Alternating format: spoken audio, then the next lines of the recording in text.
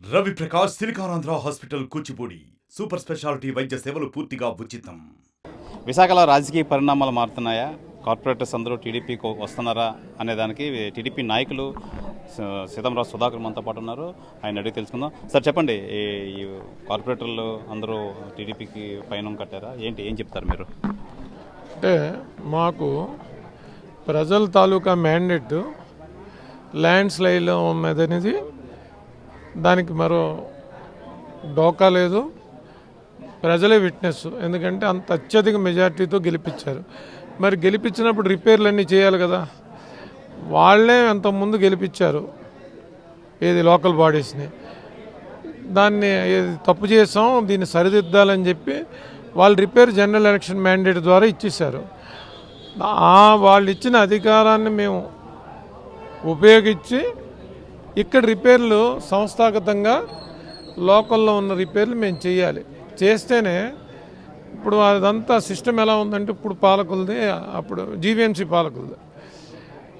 వాళ్ళు ఇంకా సామంతరాజు ప్రకారం నడుస్తా ఎక్కడ డ్రైన్ అవసరం లేదు అక్కడ డ్రైన్ వేస్తారు, ఎక్కడ రోడ్డు అవసరం లేదు అక్కడ రోడ్డు వేస్తారు.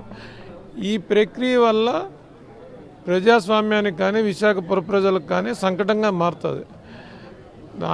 మీకు మ్యాండేట్ ఇస్తే మీరేం చేస్తున్నారు, సోద్యం చేస్తున్నారనే ప్రజలు భావించే లోపే మనం దానికి దిద్దుబాటు చర్యలు చేయాలి.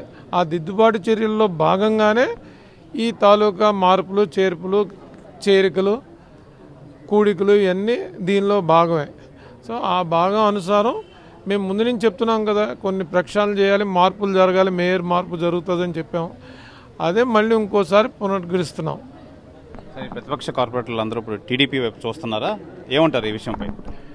ఖచ్చితంగా వారు చూడడం, అందులో మేము సెలెక్టివ్గా కొంతమందినే మేము తీసుకుంటున్నాం. మరీ భ్రష్టు పట్టిపోతే వారు వచ్చినా మేము తీసుకోం, మేము అసలు తీసుకోం. మా అంతటి మేము తీసుకోం, వారు వచ్చినా కానీ మేము తీసుకోం.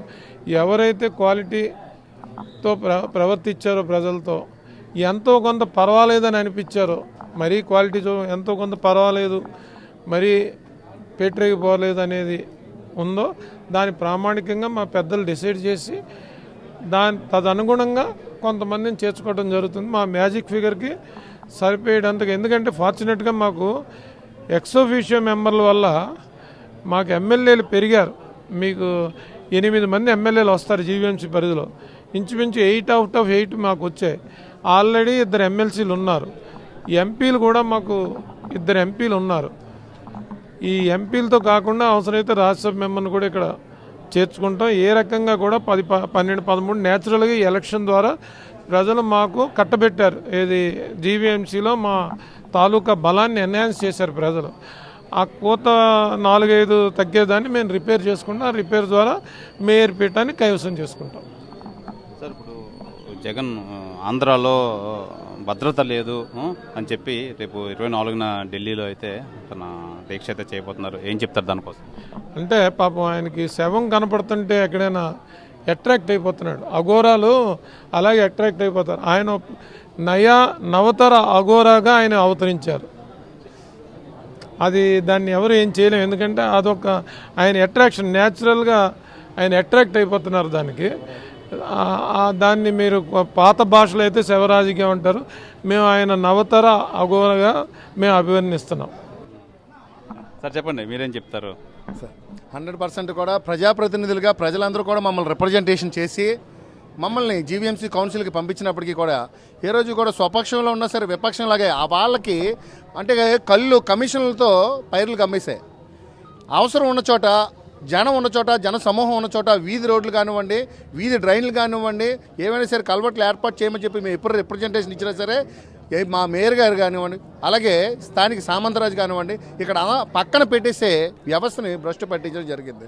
వాళ్ళకి కమిషన్లు కక్కుర్తిపడి మనుషులు తిరగలేని చోట రుషికొండ కానీ, ఐటీ సెర్జల్లో కానివ్వండి, అటు సైడ్ అంతా కూడా అంటే వాళ్ళ తాలూకా ల్యాండ్స్ని రేట్లు పెంచుకోవడం కోసం అవసరం లేని చోట 100 అడుగులు 120 అడుగులు 160 అడుగులు రోడ్లు వేసి ఇక్కడ ప్రజల తాలూకా పన్నులు ఇవన్నీ కూడా వసూలు చేసి ఈ పన్నుల్ని దుర్వినియోగం పరిచిన, ఎందుకంటే అటువంటి అంటే పబ్లిక్ రిప్రజెంటేటివ్గా ఎన్నికైన మాలాంటి వాళ్ళు అటువంటి పరిపాలనలో ఉండడం ఇబ్బంది పడి స్వచ్ఛందంగా మేమందరం కూడా 6 నెలల ముందే మేమందరం నిర్ణయం తీసుకోవడం జరిగింది అన్న శ్రీ సీతారాం సుధాకర్ గారి ద్వారా. అలాగే మాలాంటి సహచార కార్పొరేటర్లు అందరూ కూడా ఈరోజు అవన్నీ కూడా కళ్ళు తెరుచుకొని వాళ్ళు కూడా ఇక్కడికి స్వచ్ఛందంగా రావడానికి, అలాగే ప్రజా పరిపాలన ప్రజలు ఎవరైతే ప్రజాప్రతినిధులుగా చేశారో ఆ ప్రజలకి బదులుగా అంటే ఆ ప్రజలందరికీ కూడా చెప్పాలి, ఆ ప్రజల తాలూకా సమస్య తీర్చాలనే ఉద్దేశంతో ఈరోజు టీడీపీ పార్టీకి ఇంత మద్దతు ఇవ్వడం కూడా జరుగుతుందని చెప్పేసి మీకు మీడియా ద్వారా తెలియజేస్తున్నాను. ఇది విశాఖలో పరిస్థితి.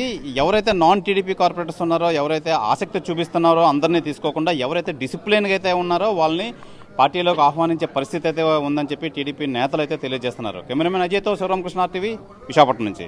మరిన్ని వీడియోస్ కోసం ఛానల్ ని సబ్స్క్రైబ్ చేయండి, లేటెస్ట్ అప్డేట్స్ కోసం వాట్సాప్ ఛానల్ ని ఫాలో చేయండి అండ్ లింక్ డిస్క్రిప్షన్ లో ఉంది.